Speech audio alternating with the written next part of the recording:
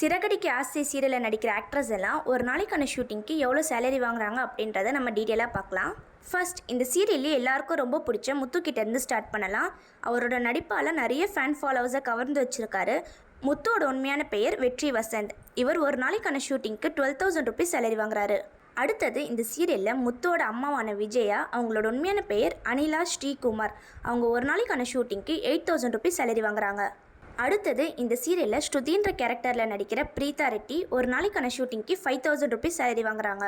அடுத்தது ரோஹிணி. இந்த சீரியலே எல்லாரும் ரோஹிணை பற்றின உண்மை எப்போ வெளியே வரும்னு ரொம்ப ஆவலோடு எதிர்பார்த்துட்ருக்காங்க.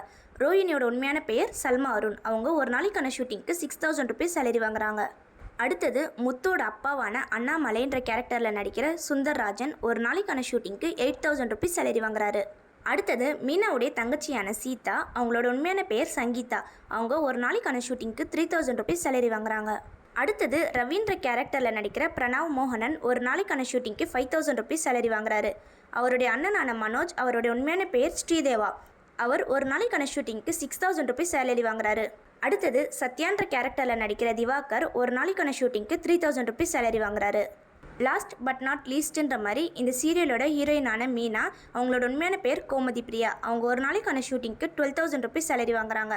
சீரியலில் நடிக்கிற ஆக்ட்ரஸ்க்கெல்லாம் மாதம் 15 நாள் மட்டும்தான் ஷூட்டிங் இருக்கும். உங்களுக்கு எந்த ஜோடி ரொம்ப பிடிக்கும்? முத்து மீனா பிடிக்குமா, மனோஜ் ரோஹிணியா, இல்லை ரவி ஸ்ருதியா? உங்களுக்கு எந்த ஜோடி ரொம்ப பிடிக்குன்றதை மறக்காமல் கமெண்ட் பண்ணுங்கள். அப்படியே சேனலையும் சப்ஸ்கிரைப் பண்ணிக்கோங்க.